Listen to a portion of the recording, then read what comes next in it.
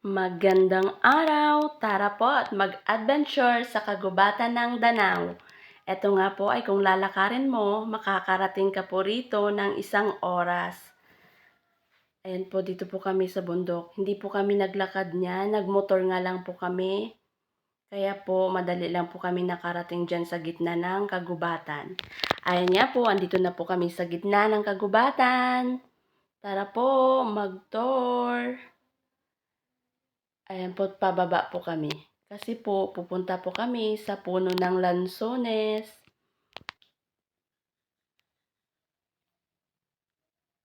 Dito po kami dumaan sa gitna ng gubat.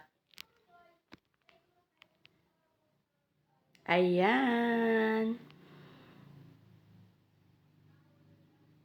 Nagtawanan kami diyang tatlo kasi nga po, iihi sana si Enzo. Kaya lang naalala po niyang may camera pala. Kaya hindi po natuloy. Tapos sabi niya si Ian pala. Ayan po, patuloy lang po kami sa paglalakad hanggang po makarating kami sa aming pupuntahan. Ayan. Ang lamig po dito sa gitna. Ayan nga po yung mga bato-bato nga po na yan ay inimbak po yan ng aking father-in-law. Ang dami po niyan. Nakatumpok nga talaga siya dyan sa gilid. Ayan, madadaanan mo. Madami po yan, ayan. Itinuro po sa akin ng aking asawa. At ayan nga po, napahinto po kami bigla dito kasi may nakita kami pugad po ng ibon. Tinakyat nga po ng aking asawa at tiningnan po nga kung may laman. At may laman nga po yan. Ayan po. Ayan. May laman nga po yan. Ayan, at bumaba na po siya. Ayan nga po yung isang puno. Ang sobrang laki po niyan at taas. Yan po ay mahogany. Ayan. Ang ganda ng pagka-greenery niyan. Ayan. Napaka-ganda po ng lugar. Ang tahimik po talaga. Dahil wala pong bahay dyan. Walang kabahay-bahay. Puro puno lang talaga yan. Ayan. At patuloy po kami sa paglalakad. Pababa po, ayan. Yung dalawa nag-uusap po yan dahil may isang puno nga po may prutas. Pero hindi po yung kinakain. Ayan po, oh, ang ganda po ng puno na yan. Oh, tingnan nyo po.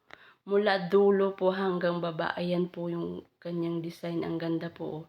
Tingnan nyo po, ayan, ayan. Hanggang dulo po, pa ganyan siya. Ewan ko po kung anong tawag dyan. Ayan, ang taas po niyan. Ayan po, at naglakad na po kami. Pababa po ulit yan, pababa. Medyo madulas nga lang po kasi madami pong dahon dyan. Nagsilaglagan, ayan. Ayan. Hinahanap nga po namin yung sinasabi ng aking asawa na may kuweba nga po dyan.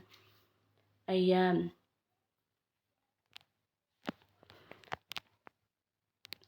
Bumalik kami pababa, ayan. Yung taas ng puno. May hinahanap nga po kaming isang puno ng mabolo. Ayan nga po yung isang kuweba. Dati nga po, napapasukan po yan ng tao. Ngayon po ay hindi na po mapasukan dahil kumipot na po siya. At ayan, may tumubo na nga pong isang mushroom na ang tawag po dyan ay ligbos. Hindi nga po na yan makuha dahil ano na, parang matanda na siya. Hindi na pwedeng gulayin. Ayan, patuloy pa rin po kami sa paglalakad hanggang makarating kami dyan sa puno ng lansones. Hanggang tingin nga lang po kami kasi sobrang taas po niyan. Ang dami nga sanang bunga, kaya lang ang taas-taas po. Hindi naman kami nakakuha. Ayan po, yung puno ng bayabas at may hinog nga pong isa. Kinuha ko po talaga yan. Ang dami pong bayabas dyan sa daanan, kaya lang po, hindi pa po hinog. Ayan, kinuha ko yung isa. Ayan o, tingnan nyo, madaming maliit. Ayan nga po ay yung tinatawag na timberland. Ayan po. Ang lawak-lawak po at ang taas-taas po niyan. Andito po kami sa baba, kaya natatanaw po.